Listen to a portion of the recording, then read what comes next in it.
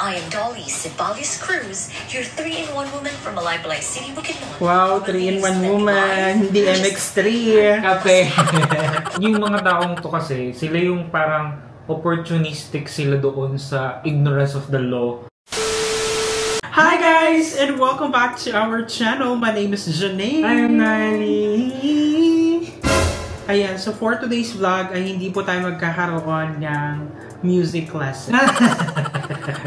For today's vlog ay papanoorin natin ang Beauty with a Purpose video and presentation ng isa sa mga delegates for the upcoming Miss World Philippines 2024. And it's going to be Miss Dolly Cruz from Malaybalay, Bukidnon. Malaybalay, Bukidnon. Gusto namin magpasalamat kay Mr. Arman J. Riva Cibalios kasi siya yung nag-comment dun sa post natin na popstar daw si Dolly. Thank you. Thank you, Arman J. Of course, fellow Mindanaoan, so tsaka we're here for it. Points yung pagiging popstar. Without any further ado, kuda, let's watch this. Roar! Roar! Ikaw daw. Natawa May siya. I hear everyone say roar? Roar! Everyone daw. Roar! Roar is power. Pa. ROAR stands for Road of Accessible Rides Project. That is my project. Witty. It stands for Catchy. a mobile legal clinic for those who are marginalized, so that the law will roar Ay, for napaka-passionate those who niya are mag... unheard. With power. Good afternoon, ladies and gentlemen. What binds this difficult or complex society is the law. What makes humanity stand up amidst the test of time is justice. Parang kumbaga, kung siya yung speaker sa review center, hindi ka aantokin, makikinig ka, no? Parang ganun, kasi matatakot ka na, Parang sa, declamation, ganyan, na parang meron talagang pinaglalaban na... So, That is meron why, talagang ladies and conviction. gentlemen, I dedicate my heart and my life in making sure that justice and the law is accessible to all walks of life. No man should be left behind. I aim, and I continue doing this project and this mission even before I became a lawyer. Ang clear niya magsalita. I sobra. want to launch a mobile Tsaka ang legal ganda ng clinic so that the pronunciation law niya. and our knowledge Nakaka-proud about talaga si Donalyn. Dolly! known to those who are unheard, to those who are unreachable, especially those in the far-flung areas who needs to travel 5 to 6 hours just to go to the city and see a lawyer, who has to pay very expensive transportation. Very true. At their doorsteps, they can have justice, so that those who are suffering will have a hope that their problems will have a solution. So, meron ka ng idea kung ano yung advocacy niya or Beauty with a Purpose? Oo, kasi tawag dito, malinaw kung kumbaga... Hindi, ang minimin ko is as short as idea kung ano yung saklaw ng kanyang Aware na tayo doon, yung mga IP dyan sa Bukidnon, na diba, yung mga lupa nila and everything, mga rights and everything. I have a dream. I have a dream that one day, those who are marginalized will not say anymore, I cannot and I experience injustice dahil sobrang expensive. Sabi yung emotions niya. Dahil hindi ako makupunta sa syudad. Dahil hindi ko alam ang gagawin ko. I have a dream that one day, I, as a teacher and as a lawyer, will be of partnership with the Miss World Philippines organization. And someday, the marginalized sectors of the society will rise up and say, roar. Thank you, and I hope that this speech will touch your hearts. Thank you very much. Ano siya? Ano nga tawag dyan, di ba? First time nating mapanood siya yung nakaraang video, yung sa kanilang beach beauty competition, and nakakatuwa siya kasi yung beauty niya hindi nakakasawa. Yung parang mas matagal mo siyang tititigan, matagal mo siyang papanoorin, mas gaganahan, mas ano siya, gustuhin mo siya. Hindi siya yung beauty na trendy lang na kumukupas ng mabilisan. Parang siyang classic beauty. Sige, drop name drop. Charot. Junaid Tan, charay.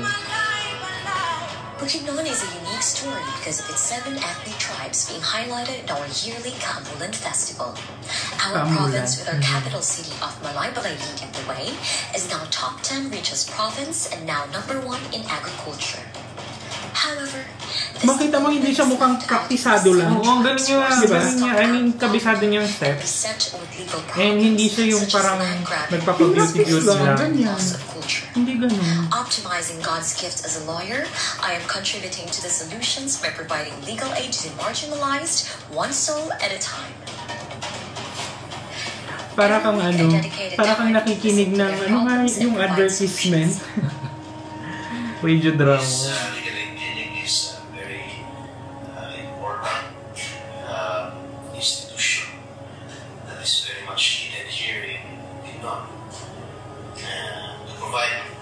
Access to justice for the 7 tribes.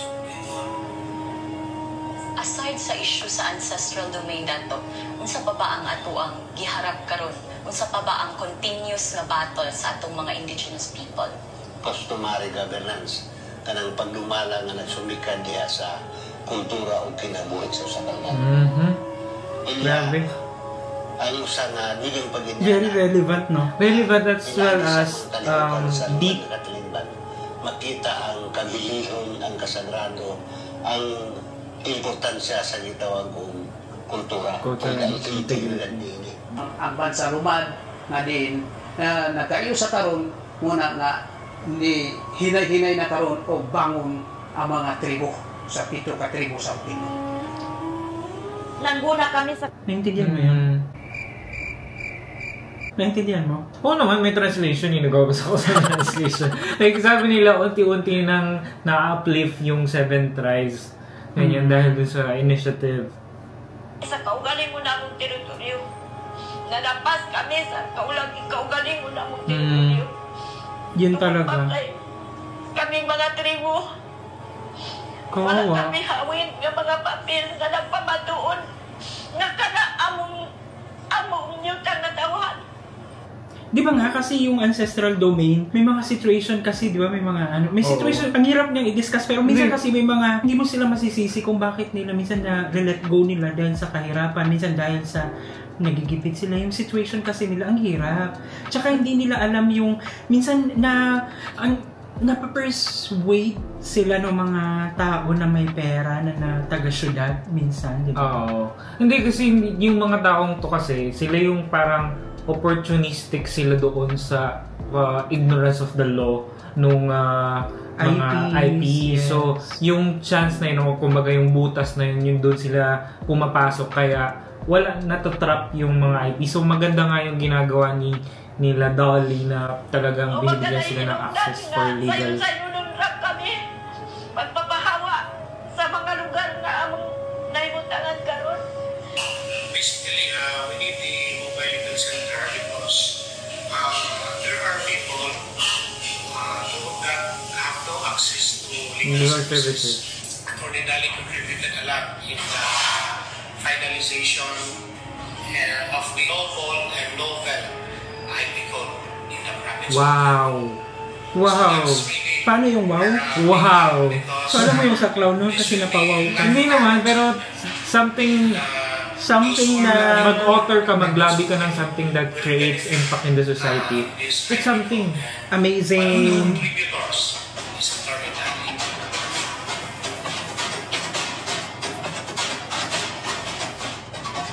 I firmly believe that in development, there must be justice. In modernity, there must be culture and the law, and it must be accessible to the oppressed. I am Dolly Ceballos Cruz, your 3-in-1 woman from Malaybalay City, Bukidnon. Wow, 3-in-1 woman, hindi MX3. Kape.